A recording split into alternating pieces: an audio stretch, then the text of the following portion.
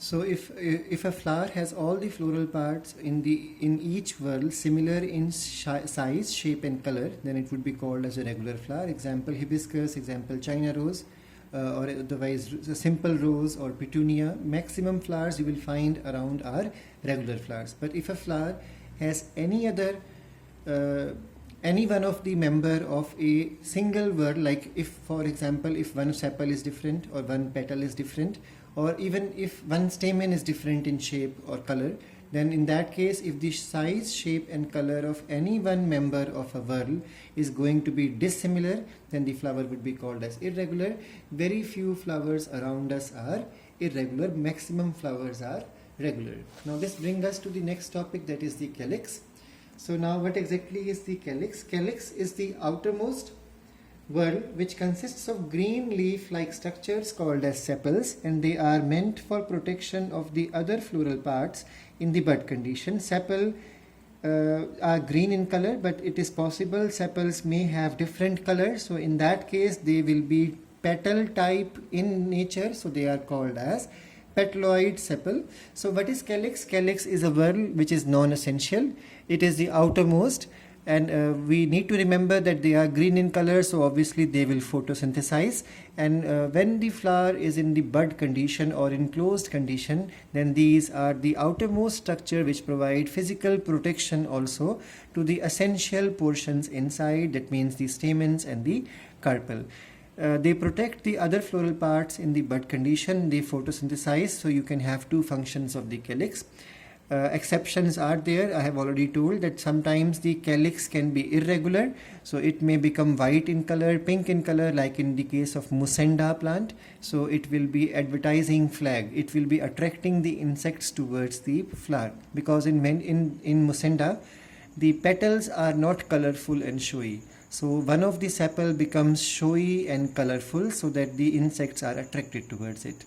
Now, if the calyx, or you can say sepals, are non-green in color, then they are called as petaloid. So petaloid word means petal plus oid. In biology, whenever any word ends with oid, it means like. So if the calyx are non-green, means orange color, pink color, white color, then you can call them as petaloid or petal-like or petal type of calyx. Example, many plants are there. I could remember easily Thunbergia and Dilonix. So in these plants, even in the case of pomegranate, Punica granatum is the scientific name of pomegranate. In this plant also you will find the sepals are orange in color. So in the case of Thunbergia, they can be white or they can be other colored, even deep maroon color. In Dilonix, they are orange plus green. Inner surface is green, outer surface is orange in color. So there are many plants you will find that the calyx may become non-green in color. Now another thing is, calyx in plants can have two conditions. It could be free sepals or it could be fused sepals. So if the sepals are fused, then if the sepals are free, then in that case the calyx would be called as polysepalous.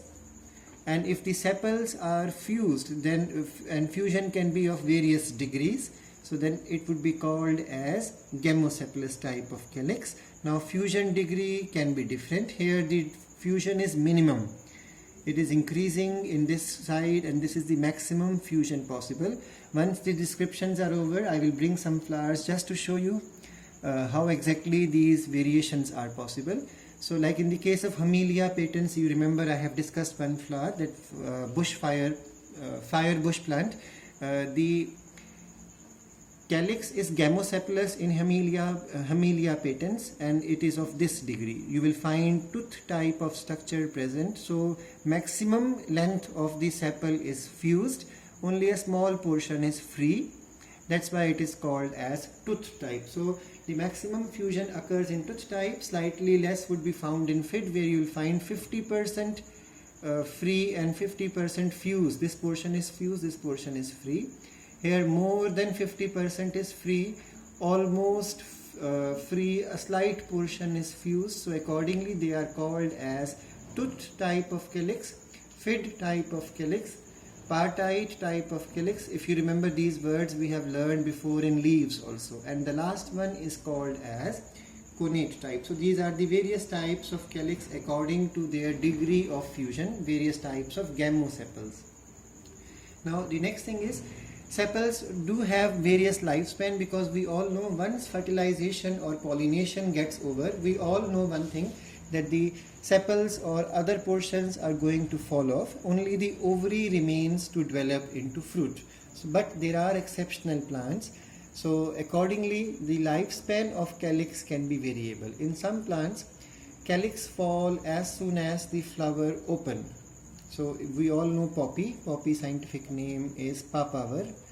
Whether it is the poppy of opium or whether the poppy for decoration, you will always find when poppy flowers open, just at the time of opening of flower, sepals will fall. So those sepals which fall as soon as the opening of the flower takes place are called as caducous. This is the same word you have learned even in the case of the leaves. Remember, in the case of asparagus, the leaves fall off very soon. Such leaves were called as caducous. So same term is used here. If sepals fall off very fast, immediately after the opening of the flower, they are called as caducous. Example, papaver. The deciduous type. The second type is deciduous, in which the withering of the sepal will take place at the time of the other floral parts, like when petals are falling, when stamens are falling, at the same time calyx also fall. So if it is happening at the same time, it is called as deciduous type of calyx. So they in this case they last minimum, they last for slightly more time. Example, maximum plants. Example, brassica. And then when we talk about pomegranatum or punica granatum or pomegranate, you will find they are persistent type.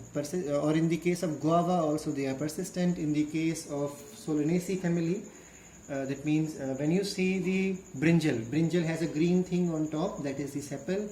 You see tomatoes, it has also sepal. So they if they are persistent with the fruit, they are called as persistent type of calyx.